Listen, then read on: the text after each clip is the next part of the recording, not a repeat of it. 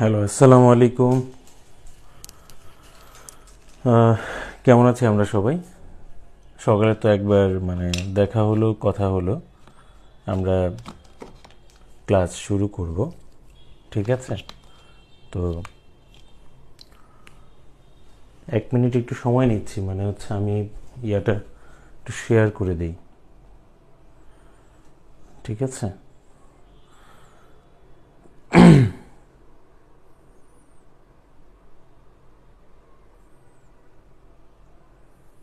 Share করে দিচ্ছি, একটু অপেক্ষা করবেন প্লিজ। হ্যাঁ, কাইন্ডলি একটু অপেক্ষা করবেন।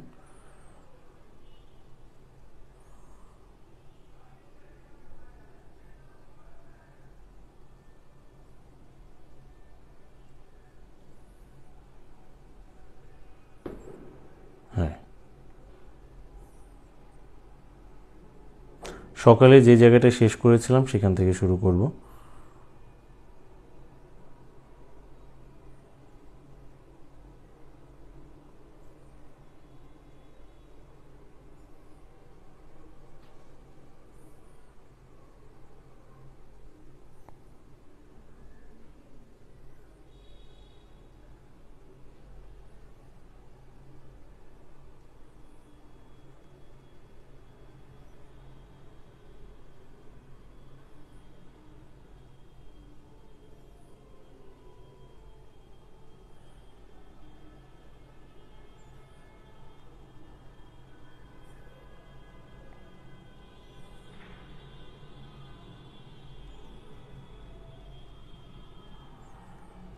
হ্যাঁ, একটু অপেক্ষা করবেন।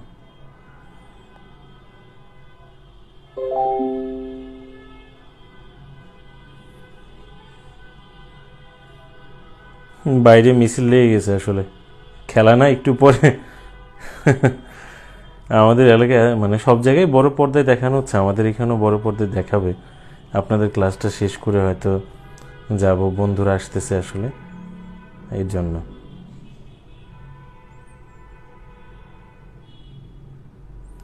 আমার মোটামুটি হয়ে গিয়েছে, শেয়ার করা হয়ে গিয়েছে, জাস্ট এখন স্ক্রিনটা একটু রেডি করে নিই।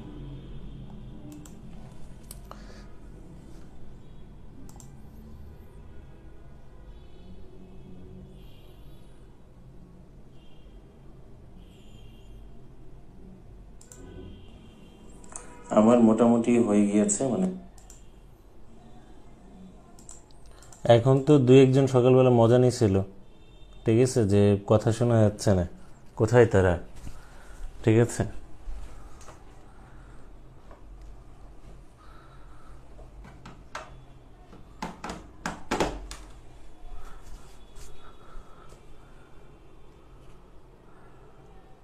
হ্যাঁ, খেলা তো আছে। ওয়ালাইকুম আসসালাম।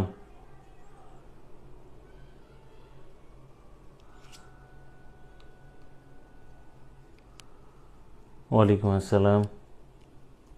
আচ্ছা, ঠিক আছে, ঠিক আছে, মোটামুটি শেয়ার করা শেষ আর করা শেষ। ওয়ালাইকুম আসসালাম।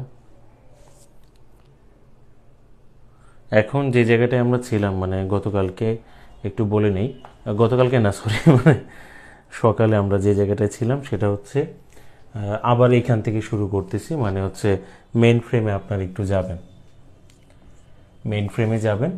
মেন ফ্রেমে বলেছিলাম যে যেহেতু আমরা এইখানে এই যে শ্রেণী বিভাগটা, আমরা শ্রেণী বিভাগটা আকারের উপর ভিত্তি করে করেছিলাম, তাই আমি বলতে চাচ্ছি যে বিষয়টা সেটা হচ্ছে যে আকারের উপর ভিত্তি করলে তাহলে এই সুপার কম্পিউটারের চাইতে মেন ফ্রেম কম্পিউটারের আকারটা কি ছোট, কিন্তু মিনি কম্পিউটারের চাইতে বড়, ঠিক আছে? আচ্ছা, এখন এরপরে বলেছিলাম যে সুপার কম্পিউটারের যে স্পিড, হ্যাঁ, ওইটা আমরা দেখেছিলাম যে মেন ফ্রেমে এখন স্পিডটা নির্ণয় করা হচ্ছে যে MIPS, হচ্ছে মিলিয়ন ইনস্ট্রাকশন পার সেকেন্ড। অর্থাৎ আমরা একটা সুপার কম্পিউটারের কথা যদি বলি তাহলে সে সেকেন্ডের মধ্যে মিলিয়ন পরিমাণ ইনস্ট্রাকশন সে ইনপুট নিয়ে কাজ করতে পারে, ঠিক কিনা? আর তার কাজের গতির কথা বলছি। আর এর চাইতে 100 গুণ বেশি ছিল কার মধ্যে? 100 গুণ বেশি ছিল সেটা হচ্ছে কি আপনার সুপার কম্পিউটারের মধ্যে। এই কারণে আমরা সুপার কম্পিউটারের বেলা একটা কথা উল্লেখ করেছিলাম, সেটা হচ্ছে সুপার কম্পিউটার বিলিয়ন বিলিয়ন গাণিতিক হিসাব সেকেন্ডের মধ্যে, মুহূর্তের মধ্যে সে করতে পারে। ওকে, আচ্ছা। ও, লাইটটা জ্বালাতে ভুলে গেছি, আসলে লাইট কম মনে হচ্ছে তো, এই যে লাইটটা কম মনে হচ্ছিল না, ঠিক আছে। এখন প্রসেসরের কথা বলেছিলাম, যেহেতু সুপার কম্পিউটার সেখানে অনেকগুলো প্রসেসর একসাথে যুক্ত থাকে, বহু প্রসেসর যুক্ত, এবং এই প্রসেসর মানে সোজা কথা চিপ তৈরি করার একটা প্রক্রিয়া আছে। চিপ মানে গাণিতিক হিসাব, মানে একটা কম্পিউটার যত বেশি করতে পারে তার সক্ষমতা পারফরমেন্স তত বেশি, ঠিক না? একটা কাজ যত দ্রুত সময়ের মধ্যে করে দিতে পারবে তার সক্ষমতা তত বেশি, পারফরমেন্স তত ভালো এবং উন্নত। তো সেই হিসেবে এটা নির্ভর করে যে চিপটা আসলে মানে কতটা পাওয়ারফুল।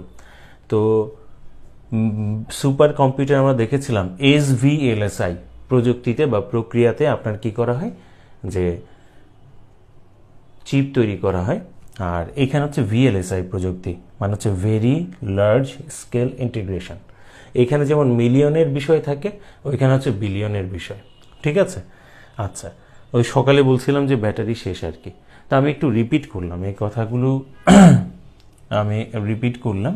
তো এখন একটা বিষয় খেয়াল করে দেখুন, যে সোজা কথা, তো আমরা যদি বলি যে এর স্টোরেজ ক্ষমতাটা তাহলে কেমন, এরপরে এতটুকু পর্যন্ত যদি হয়, এর স্টোরেজ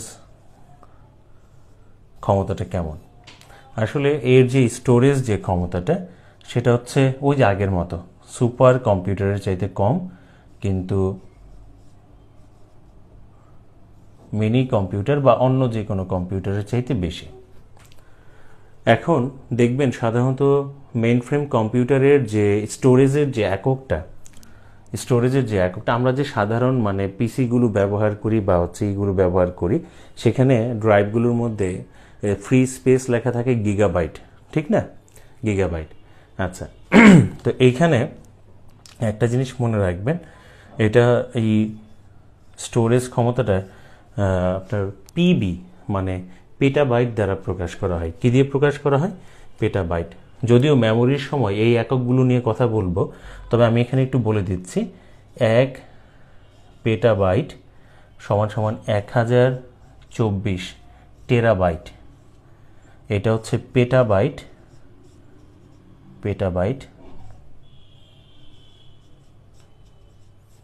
আর এটা হচ্ছে টেরাবাইট।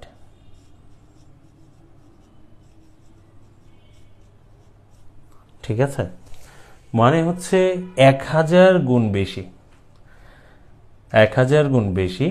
সেটা হচ্ছে যে আমরা যখন মিনি কম্পিউটারে যাব তখন দেখব যে তার যে স্টোরেজের যে এককটা সেটা টেরাবাইট দিয়ে প্রকাশ করা হচ্ছে, আর মেন ফ্রেমে আসলে পিবি দিয়ে মানে পেটাবাইট দিয়ে প্রকাশ করা হচ্ছে। ঠিক আছে, তাহলে স্টোরেজের বিষয়টা আমরা একটু লিখলাম। লেখার পর এখানে এরপরে লিখবেন যে এর যে মেমোরিটা, এর মেমোরিটা সেমিকন্ডাক্টর।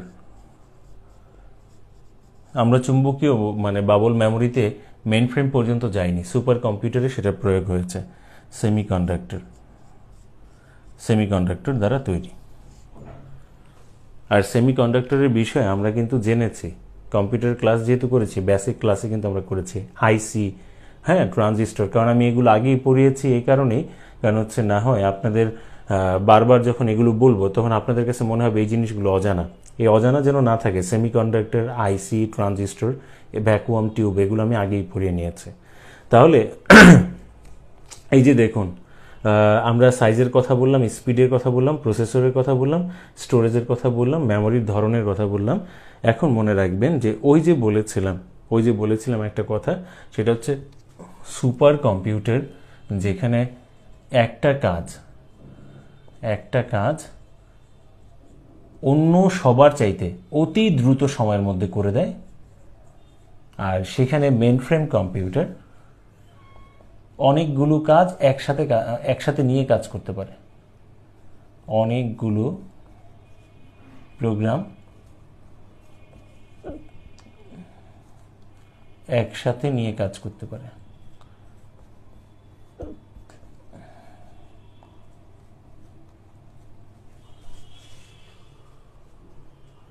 অনেকগুলো প্রোগ্রাম একসাথে নিয়ে কি করতে পারে? কাজ করতে পারে।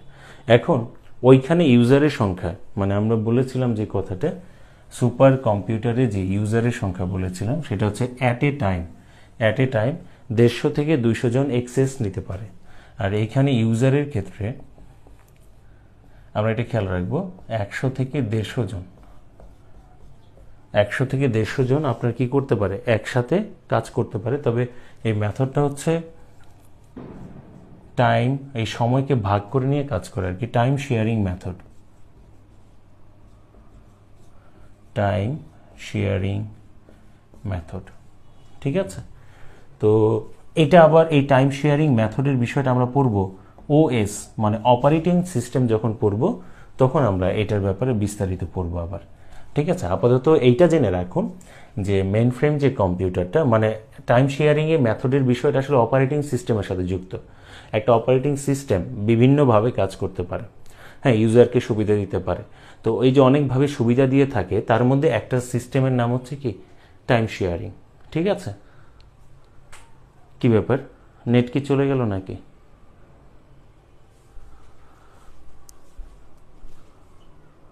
সব ঠিকঠাক আছে না? একটু দেখেন তো, দু একজন একটু কমেন্টস করবেন প্লিজ। নেট কি চলে গেছে না ঠিক আছে, একটু জানান তো।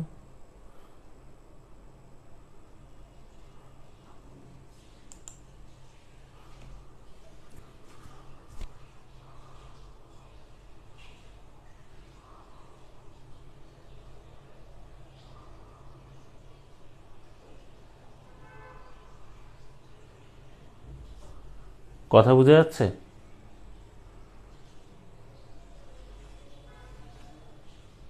ক্লিয়ার? মানে আমার সামনে স্ক্রিনটা আমি মানে কমেন্টস দেখতে পাচ্ছি না তো। আচ্ছা, সমস্যা নেই, মোবাইলে চেক করে নিই। যে স্টোরেজ যে ক্ষমতাটা,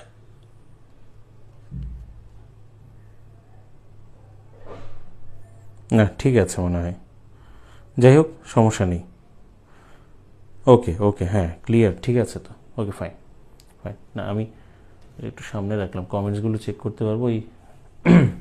তাহলে এই জায়গাটা আমাদের হয়ে গেল, আমরা এতটুকু একটু মানে মুছে দিচ্ছি আর কি। ঠিক আছে, তাহলে অ্যাট এ টাইম অ্যাক্সেস করতে পারে কতজন, 100 থেকে 150 জন। আর ওই সময় ছিল 150 থেকে 200 জন। আচ্ছা, এখন একটা বিষয় খেয়াল করে দেখুন, আমরা তো এই তথ্যগুলো নিলাম, এখন এই তথ্যগুলো নেওয়ার পরে যে বিষয়টা সেটা হচ্ছে কোথায় কোথায় এইটা ব্যবহার করা হচ্ছে। ঠিক আছে, এই ব্যবহারের যে বিষয়টা সেটা আমরা একটু দেখব। ব্যবহার ক্ষেত্র, ব্যবহারের ক্ষেত্র আমি কিন্তু বলছি একটা কথা মাথায় রাখবেন, সেটা হচ্ছে ওই জায়গায় বলেছিলাম যে সূক্ষ্ম মহাকাশ গবেষণায়, সূক্ষ্ম মহাকাশ গবেষণায়, তো সূক্ষ্ম মহাকাশ গবেষণায় এই কথাটা যদি থাকে তাহলে এটাতেও কিন্তু মেইন ফ্রেম ব্যবহার করা হয়। কিন্তু রেজাল্ট ভালো পাবো কোনটাতে? অবশ্যই সুপার কম্পিউটারে ভালো রেজাল্ট পাবো।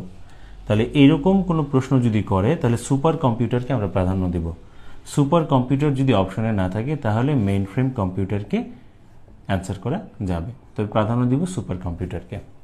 সূক্ষ্ম মহাকাশ গবেষণায়, তাহলে মহাকাশ গবেষণার কথা বললে ঠিক আছে এর প্রাধান্য থাকবে, তবে সাধারণত প্রশ্নটা এইভাবে করতে পারে, সূক্ষ্ম মহাকাশ গবেষণা বললে আমরা এটাকে প্রাধান্য দিব, আর শুধু মহাকাশ গবেষণা এই কথাটা লেখা থাকলে আমরা মেইন ফ্রেম কম্পিউটার অ্যান্সার করব মহাকাশ গবেষণায়। তবে আসলে উচিত যে সেটা হচ্ছে যে সুপার কম্পিউটার থাকলে অবশ্যই সুপার কম্পিউটার অ্যান্সার করা উচিত। আচ্ছা, লেখা হলে এরপরে লিখবেন, সেটা হচ্ছে যে আমাদের ওই জায়গায় বলেছিলাম যে সূক্ষ্ম যে আগ্নেয়াস্ত্র, ঠিক আছে, তারপর হচ্ছে পারমাণবিক যে প্রকল্পের যে বিষয়গুলো বা পারমাণবিক শক্তি সম্পর্কিত যে গবেষণাগুলো, সেখানে সুপার কম্পিউটার কি হয়, ব্যবহৃত হয়। আর এইখানে এটা ব্যবহৃত হয় বৃহৎ শিল্প প্রতিষ্ঠানে, বৃহৎ শিল্প প্রতিষ্ঠানে, বৃহৎ শিল্প প্রতিষ্ঠানে, ঠিক আছে, মাল্টি ন্যাশনাল যে কোম্পানিগুলো আছে সেগুলোতে। মাল্টি ন্যাশনাল যে কোম্পানিগুলো আছে সেই মাল্টি, হ্যাঁ স্ক্রিনটা একটু ঠিক করে নিই, এবার ঠিক আছে, ওকে। আচ্ছা, এরপরে লিখবেন সেটা হচ্ছে পারমাণবিক গবেষণায়, পারমাণবিক গবেষণায়, পারমাণবিক গবেষণায়। এখন এই যে জিনিসগুলো কিন্তু প্রায় মিলে যাচ্ছে, ঠিক আছে? মানে হচ্ছে এই যে বিশেষ করে 1 নম্বরটা আর হচ্ছে 3 নম্বরটা, যে পারমাণবিক গবেষণায় আর হচ্ছে সূক্ষ্ম মহাকাশ গবেষণায়। তো এখন বিষয়টা হচ্ছে যে এই দুইটা ক্ষেত্রে যদি মনে করেন যে সুপার কম্পিউটার অপশনে থাকে তো সুপার কম্পিউটার অ্যান্সার করব, না থাকলে মেইন ফ্রেম অ্যান্সার করব, ঠিক আছে? তো সাধারণত সুপার কম্পিউটার থাকবে না অপশনে, তবে সূক্ষ্ম মহাকাশ গবেষণায় এরকম একটা কিছুর ক্ষেত্রে তাহলে থাকতে পারে। তাহলে মেইন ফ্রেম কম্পিউটার দিয়েও আমরা পারমাণবিক গবেষণায় ব্যবহার করতে পারবো, বৃহৎ স্বল্প প্রতিষ্ঠানে করতে পারবো, ঠিক আছে? এই ক্ষেত্রগুলোতে আমরা এটা ব্যবহার করতে পারি। ক্লিয়ার বিষয়টা? আচ্ছা, ইভেন যদি এরকম প্রশ্ন করে যে বাংলাদেশের তো যোগাযোগ ব্যবস্থায় আকাশপথ এবং হচ্ছে যে রেলপথের কথা বলছি, অর্থাৎ বাংলাদেশ রেলওয়ে, বাংলাদেশ বিমান, এরা, ঠিক আছে, এই যে যোগাযোগ ব্যবস্থার যে সিস্টেম, এই সিস্টেমে সেবা দেওয়ার জন্য, ঠিক আছে, এই সিস্টেমের ক্ষেত্রে তারা আসলে কি ব্যবহার করে? মেইন ফ্রেম কম্পিউটার ব্যবহার করে। বাংলাদেশ রেলওয়ে এবং বাংলাদেশ বিমান এই ধরনের কম্পিউটার ব্যবহার করে থাকে, ঠিক আছে? আমরা মেইন ফ্রেম কম্পিউটারের যে বিষয়টা সম্পর্কে এটা জেনেছিলাম, বাংলাদেশে এটা এসেছিল সর্বপ্রথম 1964 সালে, ঠিক কিনা? সর্বপ্রথম এসেছিল 1964 সালে এবং সেটা ছিল সেকেন্ড জেনারেশনের আপনার হচ্ছে IBM 1620 এই মডেলের একটা মেইন ফ্রেম কম্পিউটার। তাহলে IBM 1620 এটা মেইন ফ্রেম কম্পিউটারের একটা কি হতে পারে? উদাহরণ হতে পারে, ঠিক কিনা? আচ্ছা, তারপর IBM 4300 এটাও IBM এর আরেকটা মডেল, জেনারেশন ভিন্ন হোক, হ্যাঁ, সেকেন্ড বা থার্ড, কিন্তু যে বিষয়টা সেটা হচ্ছে এটার ধরনটা হচ্ছে কি ধরনের? Main frame computer. এটার ধরনটা হচ্ছে মেইন ফ্রেম কম্পিউটার। বুয়েটে যেটা স্থাপন করা হয়েছিল সেটা হচ্ছে IBM 360, এটা বুয়েটে স্থাপন করা হয়েছিল, এটার ব্যাপারে বলেছি আমরা, ঠিক কিনা? আচ্ছা, সাইবার 120, সাইবার 120 এগুলো হচ্ছে মেইন ফ্রেম কম্পিউটার। তাহলে মেইন ফ্রেম কম্পিউটারের ব্যবহার ক্ষেত্র, মেইন ফ্রেম কম্পিউটারের আমরা উদাহরণ এবং মেইন ফ্রেম কম্পিউটারের কিছু বৈশিষ্ট্য আমরা একটু নিয়ে নিলাম। লেখা হয়েছে কিনা প্লিজ জানাবেন। মানে হচ্ছে আমার সামনে যে ল্যাপটপটা আছে এটা আসলে মানে কাজ করতেছিল না, তো এই কারণে ভাবছিলাম যে মানে হঠাৎ করে নেটটা চলে গেল কিনা। আচ্ছা,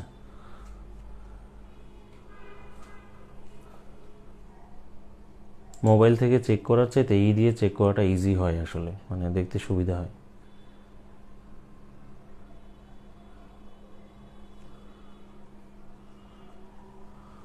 ক্যামেরা ফ্ল্যাশ মারতেছে না, মানে আমি হচ্ছে এটা অবজেক্ট ওরিয়েন্টেড, তো মানে আমি যদি ক্যামেরার সামনে থাকি, ঠিক আছে, ক্যামেরার সামনে থাকলে তাহলে হচ্ছে এটা নিয়ে নেয়, অটো নিয়ে নেয়, আর যদি একবার সরে যায় তাহলে এটা হচ্ছে মানে 1 সেকেন্ডের চাইতে কম সময় একবার ফ্লিক করে, ঠিক আছে, একবার ফ্লিক করে। এই যে সরে যাচ্ছি, ক্যামেরার রেঞ্জের বাইরে থেকে সরে যাচ্ছি, ভিতরে আসতেছি, ঠিক আছে, এর জন্য একবার ফ্লিক করে। বারবার ফ্ল্যাশ মারলে তো জ্বলতো নিত্য। আমি তো স্ক্রিন ওই যে চেক করার জন্য যখনই সরে যায়, মানে ক্যামেরার রেঞ্জ থেকে বাইরে গেলে, এই যে বাইরে চলে গেলাম, একবার ফ্লিক করবে, আবার চলে আসলে এটা করবে না, ঠিক আছে? এটা একদম 1 সেকেন্ডের চাইতেও কম সময়ের জন্য এটা করে একবার, ঠিক আছে? তাহলে লেখা যদি হয় তা আমি মুছে দিচ্ছি।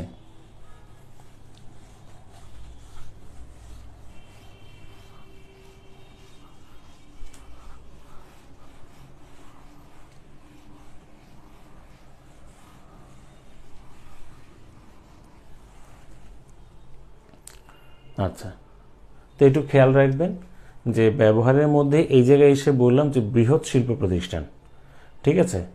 আর এই জিনিসটাই এখন আমরা যখন ইসের মধ্যে পড়বো, এই যে পরবর্তী যে কম্পিউটারটা সেটা হচ্ছে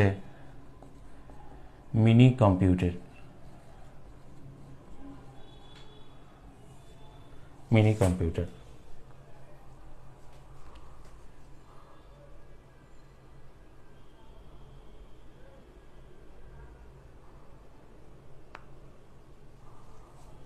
হ্যাঁ, বিসিএস পরীক্ষা আসতেছে, সাজেশন দেওয়া যাবে, ঠিক আছে। তবে কনসেপ্ট ক্লিয়ার করলে থাকলে সাজেশন পড়ে লাভ আছে। কেমন, আমি ইম্পর্টেন্ট বা হট টপিকগুলো আমি বলে দেব, কেমন, অবশ্যই বলে দেব। আচ্ছা, তাহলে আমরা এবার আমাদের এটার মধ্যে আসি। মিনি কম্পিউটার বলতে আসলে মনে রাখবেন, এটা একটা এমসিকিউতে এরকম আসছিল যে মধ্যম সারির কম্পিউটার বলতে কাকে বোঝানো হয়, super computer, mainframe computer, mini computer, micro computer. তো আপনারা এই জিনিসটা মাথায় রাখবেন যে মিনি কম্পিউটার বলতে সেটা হচ্ছে মিড রেঞ্জ কম্পিউটার কে বোঝানো হয়, মধ্যম সারির কম্পিউটার, মধ্যম সারির কম্পিউটার। আচ্ছা, তো এখন এই যে মিনির যে বৈশিষ্ট্যগুলো, সেই মিনির বৈশিষ্ট্যগুলো আমরা একটু লিখে নিব, কেমন। তো ওই যে ওইখানে আমরা একটা জিনিস খেয়াল করে দেখেন যে বলেছিলাম যে যেমন ইউজারের কথা, হ্যাঁ, ইউজারের কথা বলেছিলাম সুপার কম্পিউটারে 150 থেকে 200 জন। মেইন ফ্রেমে বলেছিলাম অ্যাট এ টাইম অ্যাক্সেস নিতে পারে, সেটা হচ্ছে আপনার কি মানে 100 থেকে 150 জন। আর এইখানে অ্যাক্সেস নিতে পারে 2 থেকে আপনার হচ্ছে 99 জন অ্যাট এ টাইম অ্যাক্সেস নিতে পারে, ঠিক আছে। মোটামুটি আমরা যদি আকারের দিক থেকে বলি, সাইজের দিক থেকে বলি, বা আপনি ক্ষমতার দিক থেকে বলেন, ঠিক আছে, সাইজ বা ক্ষমতা, ইভেন দামের দিক থেকে বলেন, তাহলে এটা হচ্ছে মেইন ফ্রেম কম্পিউটার, এমএফসি, মানে সংক্ষেপে লিখতেছে আর কি। মেইন ফ্রেম কম্পিউটারের চাইতে এটা হচ্ছে সাইজটা ছোট। মিনি বলতে যে একেবারে ছোট বিষয়টা কিন্তু এমন না, ঠিক আছে। আর পাওয়ারের ক্ষেত্রে যদি বলেন মানে মেইন ফ্রেম কম্পিউটারের চাইতে কি কম, এবং দামের দিক থেকেও যদি বলেন তাহলে কম। কিন্তু মাইক্রো কম্পিউটার মানে আমরা যে পার্সোনাল পিসি যে ইউজ করি, পিসি ট্যাব যেগুলো, ল্যাপটপ যেগুলো ইউজ করি, ট্যাবলেট ইউজ করি, ঠিক আছে, পার্সোনাল মোবাইল ফোন ইউজ করি, এগুলো হচ্ছে মাইক্রো কম্পিউটারের অধীনে। এগুলো হচ্ছে মাইক্রো কম্পিউটারের অধীনে। এবং ইউজার কয়জন? একজন। ইউজার একজন। একের বেশি এবং সেই রেঞ্জটা হচ্ছে 2 থেকে যখনই 99 জন অ্যাট এ টাইম অ্যাক্সেস নিতে পারছে, সেটাকে আমরা বলছি মিনি কম্পিউটার। এর থেকে ইউজার বেশি হলে মেইন ফ্রেম কম্পিউটার, আর তার থেকে ইউজার বেশি হলে সেটা হচ্ছে কি, এবং ওইটা সবচেয়ে বেশি পাওয়ারফুল, সুপার কম্পিউটার, ঠিক আছে। আচ্ছা, তাহলে এটা যদি হয়ে যায়, মানে আমি বললাম যে আমাদের ইউজার। এবার আসেন যে প্রসেসরটার যে চিপটা, হ্যাঁ, যে প্রক্রিয়ায় তৈরি করা হয় সেটা কি আসলে, এবং সেটা হচ্ছে ওইখানে ছিল SVLSI, আর এটা এরপরে মেইন ফ্রেমে ছিল VLSI, আর এটা হচ্ছে LSI, সেটা হচ্ছে লার্জ স্কেল ইন্টিগ্রেশন।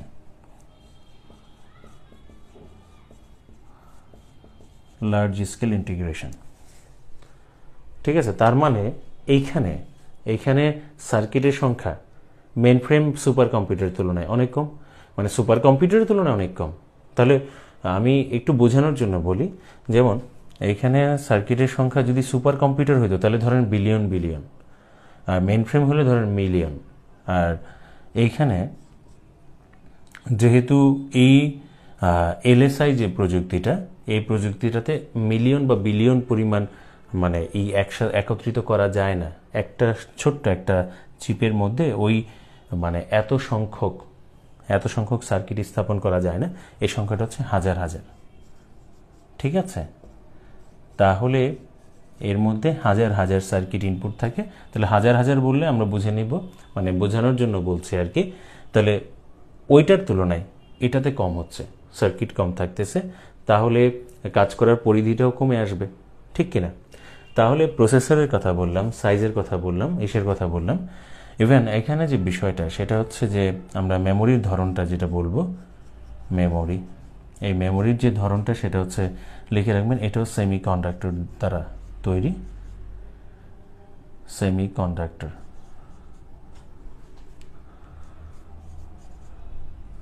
সেমিকন্ডাক্টর, আচ্ছা। অর্ধপরিবাহী জাতীয়, মেমোরিটা হচ্ছে অর্ধপরিবাহী জাতীয়, মেন ফ্রেমে হচ্ছে অর্ধপরিবাহী জাতীয়, তবে পার্থক্যটা হচ্ছে মেন ফ্রেমের স্টোরেজ মানে তথ্য সংরক্ষণ করার ক্ষমতা বেশি, মানে এইটার তুলনায় 1000 গুণ বেশি। তাই এটার যে মেমোরিটা, সেই মেমোরিটার এককটাকে প্রকাশ করা হয় হচ্ছে আপনার টিবি দিয়ে, টিবি যেটা হচ্ছে টেরাবাইট, টেরাবাইট। আর মনে রাখবো 1 টিবি মানে হচ্ছে 1024 জিবি। ল্যাপটপে বা পিসিতে তো এখন আমরা 2 টেরাবাইটের মতো ব্যবহার করি, ঠিক কিনা? যেমন ল্যাপটপ বা পার্সোনাল কম্পিউটারের ক্ষেত্রে জিবিটা এখন কমন হয়ে গেছে স্টোরেজ ক্ষমতা বোঝানোর জন্য, আর মিনি কম্পিউটারের মধ্যে স্টোরেজ ক্ষমতাটা হচ্ছে কি টেরাবাইট এককে পরিমাপ করা হয় বা দেখানো হয়, ঠিক আছে? তাহলে আমরা এই জায়গায়ও বলতে পারি যে মাইক্রো কম্পিউটারের স্টোরেজ ক্ষমতার চাইতে 1000 গুণ ক্ষমতা বেশি কার?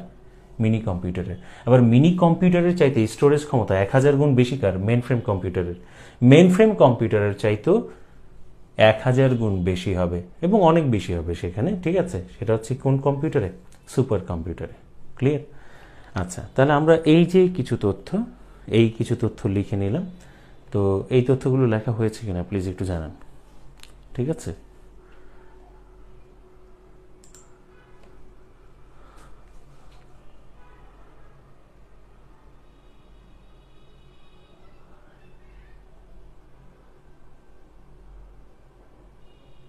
তেমন ক্লাস করা হয়নি।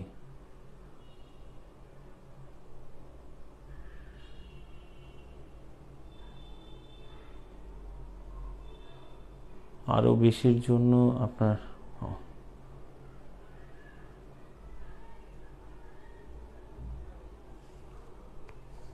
আচ্ছা, তেমন ক্লাস করা হয়নি। সব ক্লাস একসাথে পাওয়া যাবে কি? সব ক্লাস তো এক ক্লাস মানে একসাথে তো গ্রুপে দেওয়া আছে, এই কথাটা তো অনেকবার বলা হয়েছে যদিও।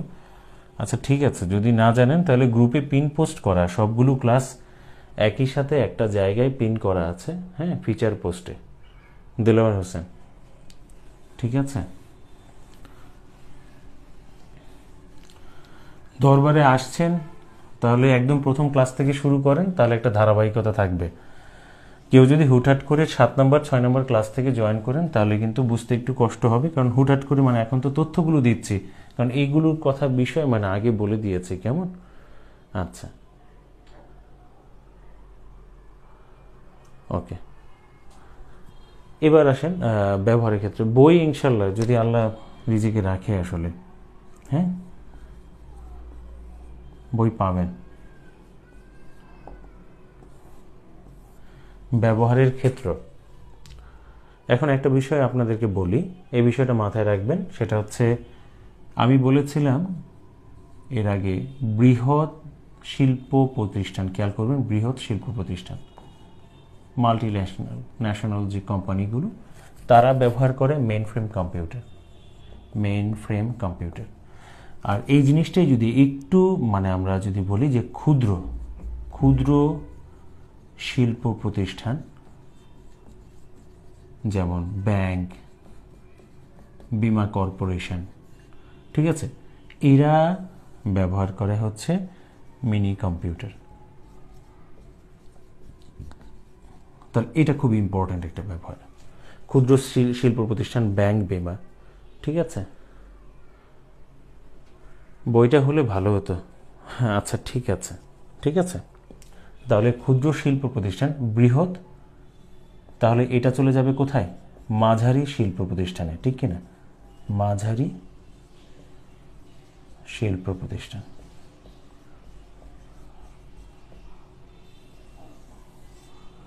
আচ্ছা, তাহলে ক্ষুদ্র শিল্প প্রতিষ্ঠান বা মাঝারি শিল্প প্রতিষ্ঠান বা ব্যাংক বিমার মতো যে প্রতিষ্ঠানগুলো আছে তারা কি ব্যবহার করে? মিনি কম্পিউটার ব্যবহার করে।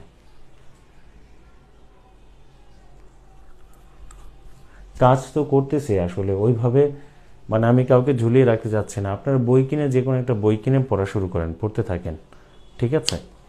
এটা আপনাদের কাজে আসবে। আচ্ছা, এখন একটা বিষয় হলো, ব্যবহারের এই দুইটা থেকে পরীক্ষায় আসলে আসবে, আর না হলে নাই। মাঝারির জায়গায় বৃহৎ থাকলে আপনারা কি অ্যান্সার করবেন? মেইন ফ্রেম কম্পিউটার, ঠিক আছে? আচ্ছা, এখন মিনি কম্পিউটার, এই মিনি কম্পিউটারের প্রথম এক্সাম্পল যেটা, সেটা হচ্ছে লিখবেন প্রথম মিনি কম্পিউটার। হ্যাঁ, দেখি তো বলতে পারেন কিনা, পৃথিবীর প্রথম মিনি কম্পিউটার কোনটা? উদাহরণে যাব আমরা, ঠিক আছে? পৃথিবীর প্রথম মিনি কম্পিউটার কোনটা?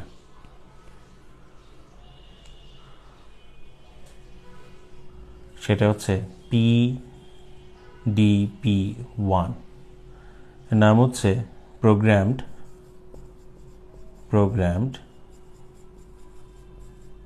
Data processor. Program data processor, নাম্বারটা দেওয়া হয়েছে কত? 1। আর যদি মনে না থাকে তাহলে মনে রাখবেন এইভাবে, পিতে হচ্ছে পিচ্ছি, আর পিচ্ছি মানেই তো মিনি, নাকি? পিতে পিচ্ছি, ঠিক আছে? PDP, exactly. তো ইয়াটা হচ্ছে PDP-1, এবং PDP-1 এই সিরিজের PDP-8, এগুলো মিনি কম্পিউটার এক্সাম্পল।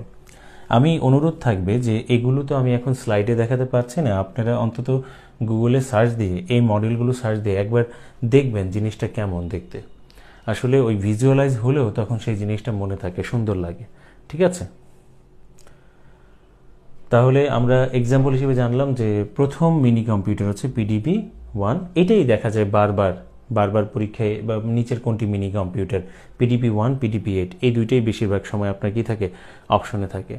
আচ্ছা, তো আপনারা চাইলে আরও লিখে রাখতে পারেন, যদিও ওইটা দরকার নেই। VEX 8800, জীবনও পরীক্ষায় আসলে ওইভাবে আসবে না, এটা 100% শিওর থাকেন। তারপরেও অপশনের মধ্যে মানে একটু জটিলতা সৃষ্টি না হয়, ঠিক আছে? MV 1500, এগুলো হচ্ছে আপনার মিনি কম্পিউটারের উদাহরণ, মডেল। হ্যাঁ, তো এখন আমরা 4টা উদাহরণ দেখে নিলাম, ঠিক আছে? এখন আমি একটা প্রশ্ন করব, সেটা হচ্ছে এই মিনি কম্পিউটারের জনককে। আসলে মিনি কম্পিউটারের ডেভেলপমেন্টের পিছনে অনেকের অবদান থাকে। একটা জিনিসের যখন অনেকের অবদান থাকে তখন আসলে স্পেসিফিকভাবে ওইভাবে মানে আসলে জনক নির্ধারণ করা যায় না, কিন্তু এককভাবে যদি কেউ তৈরি করে থাকেন তাহলে সেক্ষেত্রে জনক তৈরি করা যায়, ঠিক আছে? জনককে আমরা পাই। এটা না জানারই কথা, এবং এটা খুব একটা বেশি ইম্পর্টেন্ট না, তারপর আমি একটু লিখে দিচ্ছি। সেটা হচ্ছে কেনেথ এইচ ওয়ালসন। এই যে PDP-1, এই PDP-1 তৈরি করার ক্ষেত্রে তার অবদান ছিল। কেনেথ এইচ ওয়ালসনকে আমরা মিনি কম্পিউটারের জনক হিসেবে ধরে নিচ্ছি। তাহলে যদি বলে যে মিড রেঞ্জের কম্পিউটার বলতে কাকে বোঝানো হয়? মিনি কম্পিউটারকে বোঝানো হয়। কোন কম্পিউটারের মধ্যে ইউজার সংখ্যা 1-এর অধিক কিন্তু 100-র চেয়ে কম, সেটা হচ্ছে মিনি কম্পিউটারে। মিনি কম্পিউটারের স্টোরেজ ক্ষমতাকে কি দিয়ে প্রকাশ করা হয়? টেরাবাইট দিয়ে প্রকাশ করা হয়, যা সাধারণ মাইক্রো কম্পিউটারের চাইতে স্টোরেজ ক্ষমতা 1000 গুণ বেশি, ঠিক কিনা? ক্ষুদ্র বা মাঝারি শিল্প প্রতিষ্ঠানে বা ব্যাংক বিমাতে কোনটি ব্যবহার করা হয়? মিনি কম্পিউটার ব্যবহার করা হয়। পৃথিবীর প্রথম মিনি কম্পিউটার কোনটা? PDP-1, ঠিক আছে? তো এইভাবে যখন পড়বেন তখন এইভাবে এই যে পার্থক্য করতে হবে। বৃহৎ বললে আমরা মেন ফ্রেমে চলে যাব, ক্ষুদ্র বা মাঝারি বললে আমরা মিনিতে চলে আসব। আর যদি ওইভাবে উল্লেখ করে দেয় ব্যাংক বিমাতে কোনটা ব্যবহার করা হয়, তাহলে আমরা ওইভাবে অ্যান্সার করব মিনি কম্পিউটার। ছোট ছোট বিষয়গুলোকে একটু প্রাধান্য দিতে হবে এই জায়গায়, ঠিক আছে? লেখা হয়েছে? 45-এর আগে পাবেন কিনা মনে হচ্ছে না। 45-এর আগে পাবেন। আপনারা যে কোনো একটা জায়গা থেকে মানে আপাতত পড়ে নেন। আসলে আমি আপনাদেরকে মিথ্যা আশ্বাস দিতে চাই না আসলে, ঠিক আছে? কারণ বাজারে বই বের করলে এখন দেখা যায় বই তো সবাই লেখে, তখন আসলে মানসম্মত একটা বই না হলে তখন একটা সমস্যার সৃষ্টি হয় আসলে। কারণ সমালোচনা করার মতো তো মানুষের অভাব নেই। দেখেন না, টাইম লাইনে কোনো একটা পোস্ট দিলে এখন এসে উল্টাপাল্টা, ঠিক আছে, ব্যবসায়ী আমি, ঠিক আছে, এইসব কথাবার্তা লেখা তারপর চলে যায়। আচ্ছা, তো এই কারণে মানে একটু সময় নিব আর কি, ঠিক আছে। এবার আসবেন মাইক্রো কম্পিউটার। মাইক্রো কম্পিউটার সাধারণত মাইক্রো কথাটা বলা হচ্ছে কারণ এটা এককভাবে একজনের ব্যবহারের জন্য। এই কারণে মাইক্রো কম্পিউটারের অপর নাম আমরা ওই যে অনেক সময় বলে থাকি পিসি না, পার্সোনাল কম্পিউটার।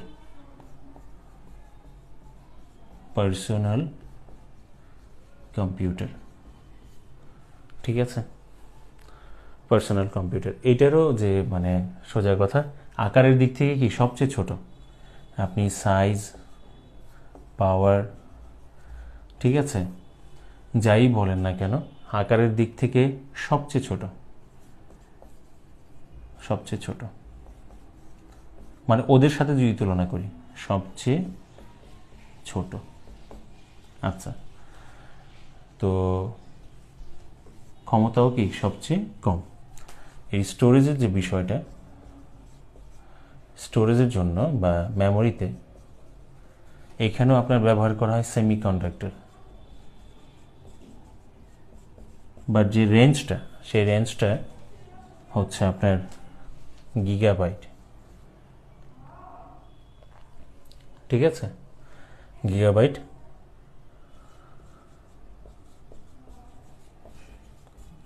আর আপনারা জানেন যে 1 গিগাবাইট সমান সমান 1024 মেগাবাইট।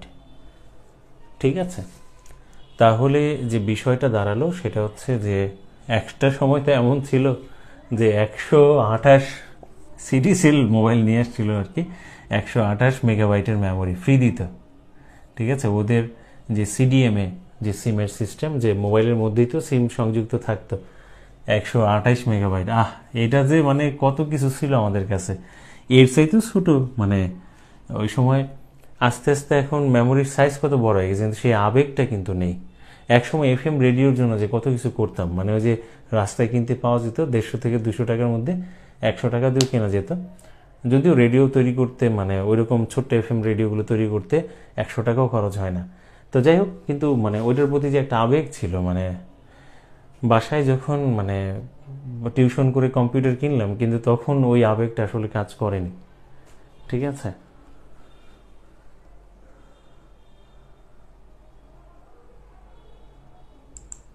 আচ্ছা, তো এখন একটা বিষয় খেয়াল করে দেখুন যে আমরা তাহলে এগুলো কোথায় ব্যবহার করতেছি। আমরা হরহামেশা এগুলো ব্যবহার করতেছি আমাদের বাসায়, বাড়িতে, ঠিক আছে, অফিস, আদালতে।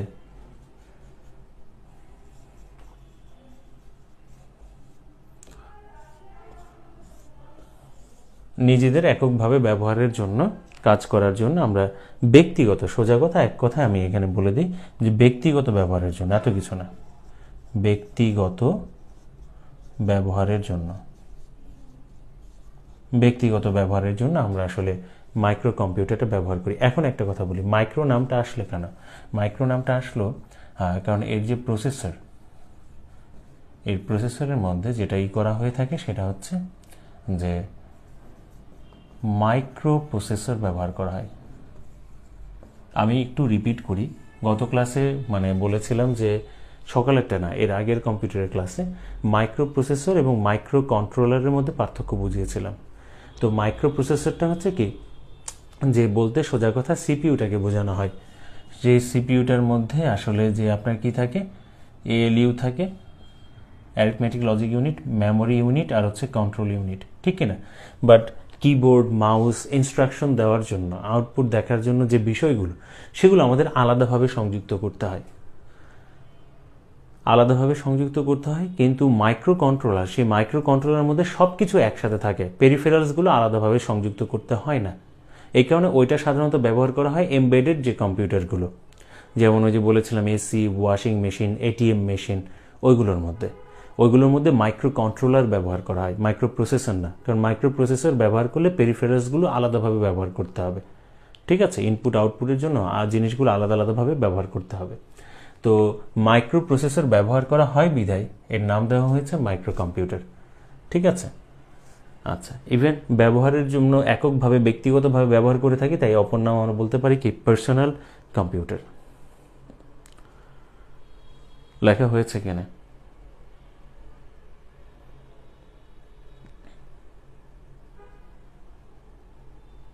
প্লিজ একটু জানান, লেখা যদি হয় আমি একটু মুছে দিব, ঠিক আছে।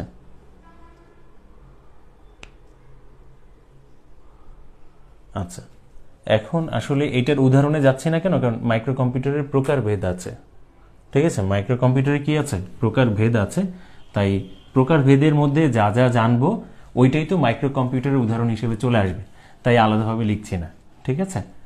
ব্যবহারের মূল ক্ষেত্র এটা হচ্ছে কি ব্যক্তিগত ব্যবহারের জন্য। কিসের জন্য? ব্যক্তিগত ব্যবহারের জন্য। আচ্ছা,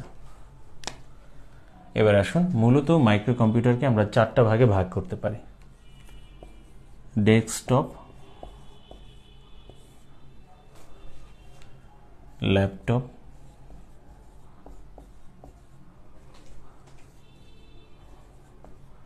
পাম টপ, আর হচ্ছে সুপার মাইক্রো কম্পিউটার। আচ্ছা, তাহলে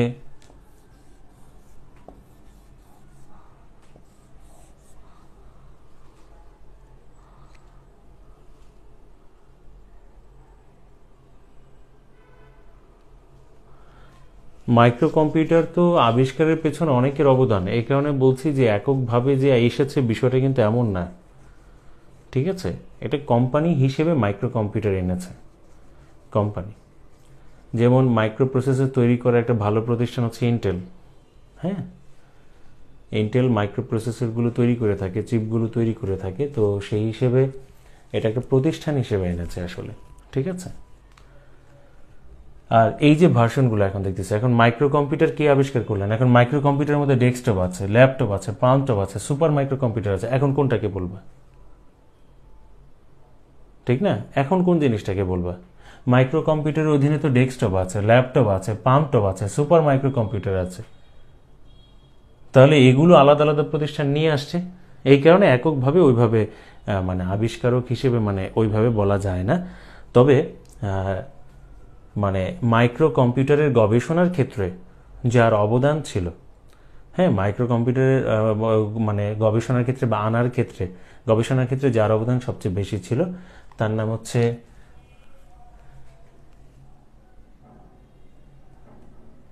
বিজ্ঞানী এডওয়ার্ড এইচ রবার্টস। বিজ্ঞানী এডওয়ার্ড এইচ রবার্টস মাইক্রো কম্পিউটারের গবেষণার ক্ষেত্রে তার অবদান বেশি ছিল, এই কারণে আবার ফোন দিয়ে মানে লাইভ ক্লাসে যদি সরাসরি অনুমতি না নিয়ে ফোন দেয় তাহলে এটা কি ঠিক? আচ্ছা, এই কারণে মাইক্রো কম্পিউটারের জনক হিসেবে তাকে ধরা হয়।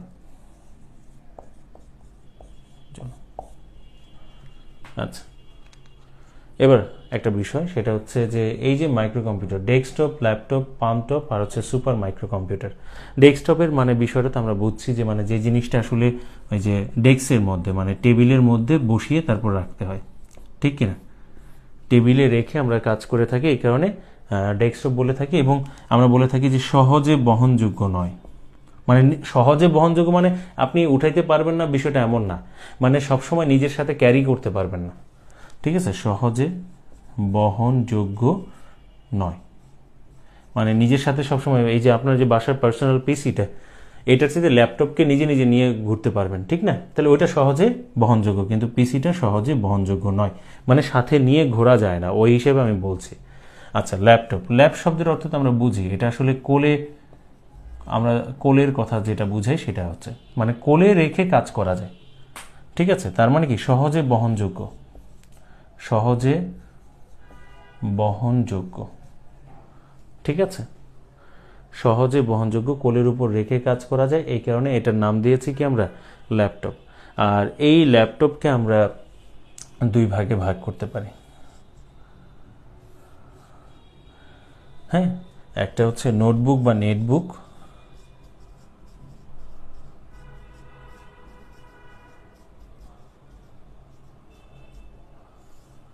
আর ওইখানে আমরা একটা জিনিস পেয়েছিলাম মিনি কম্পিউটারের মধ্যে পিডিপি, হ্যাঁ, প্রোগ্রামড মানে ডেটা প্রসেসর। আর এখানে হচ্ছে পিডিএ, পিডিএ মানে এটার নাম হচ্ছে personal digital assistant, personal digital assistant.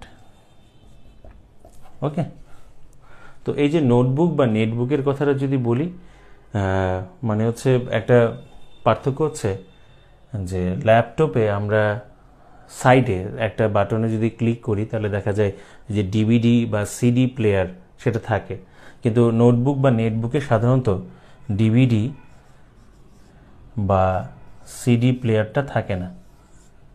ঠিক আছে, এটাতে থাকে না সাধারণত, নোটবুক বা নেটবুকে সাধারণত এটা থাকে না। তবে একটা বিষয়, কিছু কিছু নোটবুকে আমরা দেখি যে সিম স্লট থাকে, সরাসরি সিম স্লট থাকে, এই সিম স্লট ব্যবহার করা যায়।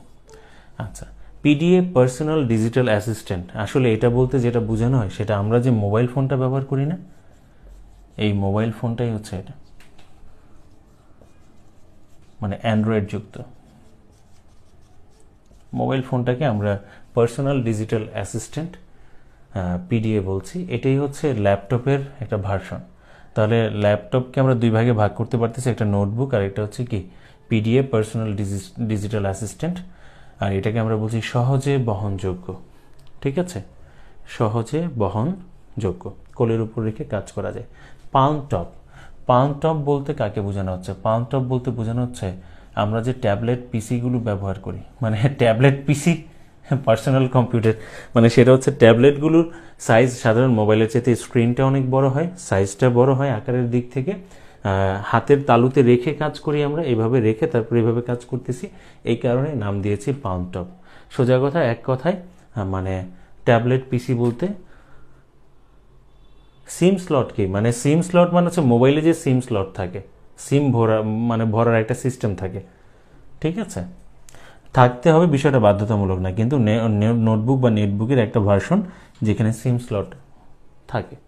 আচ্ছা, সাইজটা অনেক ছোট, ল্যাপটপের তুলনায় অনেক ছোট। আর এটাতে যেমন ডিভিডি সিডি প্লেয়ার থাকবে, এটাতে থাকবে না। সুপার মাইক্রো কম্পিউটার, এটা বলতে আসলে কি বোঝানো হচ্ছে? একদম সোজা কথা, এটা হচ্ছে গোপনীয় যে কাজগুলো, সেই গোপনীয় কাজগুলো কিছু রেকর্ড রাখার জন্য, তথ্য সংগ্রহ করার জন্য গোয়েন্দা সংস্থার লোকরা ব্যবহার করে, গোয়েন্দা সংস্থার লোকরা ব্যবহার করে থাকে। এখন হচ্ছে এই যে গোয়েন্দা সংস্থার লোকরা যে ব্যবহার করে, তো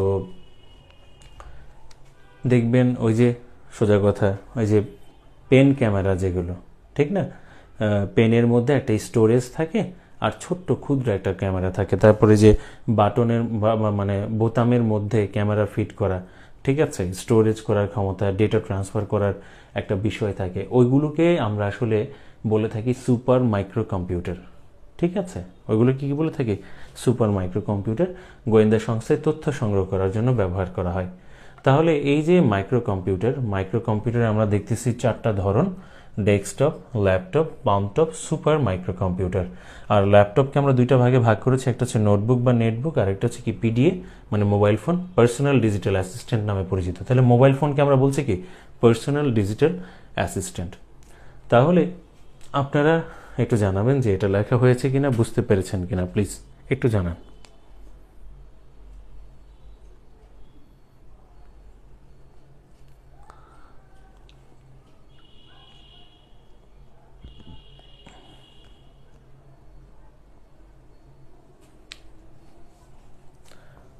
পামটপ কিন্তু বলেছে ওই যে হাতের তালুতে রেখে কাজ করা যায়, হাতের তালুতে রেখে কাজ করে, এটা হচ্ছে কোলের মধ্যে রেখে তারপর কাজ করি, সহজে বহনযোগ্য। বাকিগুলো তো সহজে বহনযোগ্য, এটা সহজে বহনযোগ্য নয়। ঠিক আছে, খেলা স্টার্ট হয়ে যাবে। হ্যাঁ, খেলা তো স্টার্ট হবেই। আচ্ছা, এখন হচ্ছে মানে আমাদের এই যে প্রকারভেদের যে বিষয়টা, প্রজন্ম অনুযায়ী প্রকারভেদটা এখন না, ঠিক আছে? প্রজন্ম অনুযায়ী প্রকারভেদ না, বাট আমাদের নর্মাল যে সিগন্যালের উপর ভিত্তি করে প্রকারভেদ, ঠিক আছে, অ্যানালগ ডিজিটাল। তারপরে আমরা দেখলাম যে আমাদের প্রয়োগের নীতি এবং তারতম্যের উপর ভিত্তি করে আমরা পার্থক্য করলাম। তারপরে আমরা যেটা করলাম যে আকার বা সাইজের উপর ভিত্তি করে পার্থক্য করলাম, মানে পার্থক্য না, প্রকারভেদটা দেখলাম। এখন আপনাদের কিছু হোমওয়ার্ক দিব। এই হোমওয়ার্কের মধ্যে প্রথমে যেটা আসবে, অ্যানালগ ভার্সেস ডিজিটাল কম্পিউটার। আচ্ছা, আসবে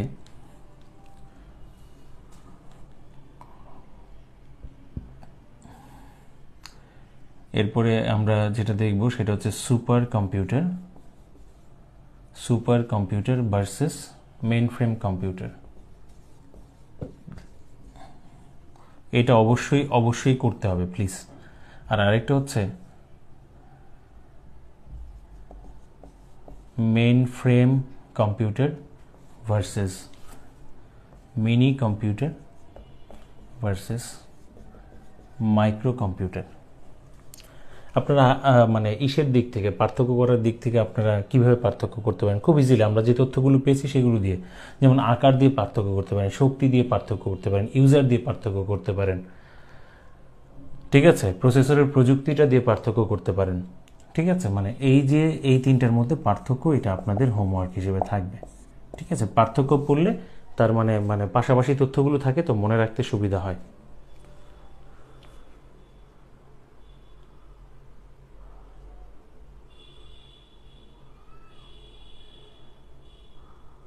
বুঝলাম না, সুপার মাইক্রো ছাড়া অন্যগুলা কি হয়, এটার মানে কি আসলে? নেক্সট এক্সামের টপিক, এটা তো গ্রুপের কভার ফটোতে দেওয়া আছে। মুন্না, প্রশ্ন বুঝি নাই তুমি যেটা বলছো।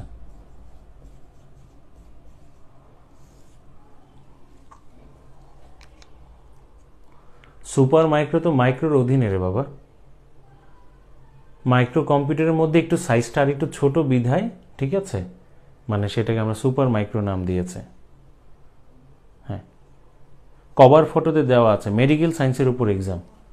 আর কম্পিউটারের 10টা ক্লাস হয়ে গেলে 5টা ভাগে, মানে 5টা ক্লাসের উপর একটা এক্সাম নেব, এরপরে 5টা ক্লাসের উপর একটা এক্সাম নেব, কারণ আমরা হিস্ট্রি নিয়েই তো মানে 5টা ক্লাস আমাদের হয়ে গেছে।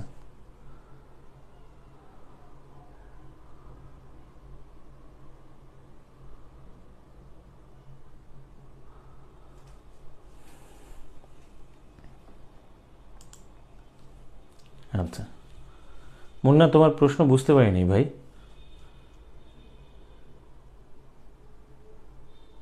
সুপার মাইক্রো কম্পিউটার গোয়েন্দা সংস্থার মধ্যে বেশি ব্যবহার করা হয়, নিজেদের ব্যক্তিগত যে কোনো কাজেও ব্যবহার করা যাবে না যেমন না। তবে সাধারণত ওইসব জিনিসগুলো সাধারণ মানুষ কি ব্যবহার করে?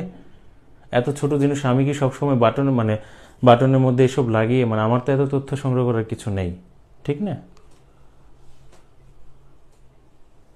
আচ্ছা, ওটা বিশেষ কাজে ব্যবহার করা হচ্ছে এবং সাইজটা তো একেবারেই ছোট, তাই সুপার মাইক্রো বলা হচ্ছে।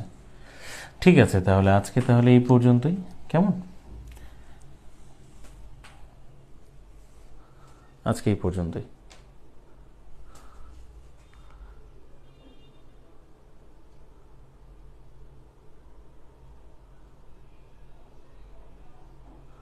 আমি কথাটা কি বলছি, গোয়েন্দা সংস্থায় তথ্য সংগ্রহ করার ক্ষেত্রে সুপার মাইক্রো কম্পিউটারটা ব্যবহার করা হচ্ছে। আর একটা গোয়েন্দা সংস্থার যে প্রতিষ্ঠান, সেখানে তো যে কোনো ধরনের কম্পিউটারই রাখতে পারে, ঠিক না? এটা নর্মাল বিষয়। তথ্য সংগ্রহ করার ক্ষেত্রে এই কথাটা বলেছি যে গোয়েন্দা সংস্থায় তথ্য সংগ্রহ করার ক্ষেত্রে সুপার মাইক্রো কম্পিউটারটা ব্যক্তিগতভাবে ব্যবহার হচ্ছে। আর একটা প্রতিষ্ঠানের মধ্যে তো যে কোনো কম্পিউটার থাকতে পারে, এটা তো স্বাভাবিক বিষয়, ঠিক আছে। আচ্ছা, তাহলে আজকে এই পর্যন্তই, কেমন? আল্লাহ হাফেজ। ওকে, আসসালামু আলাইকুম।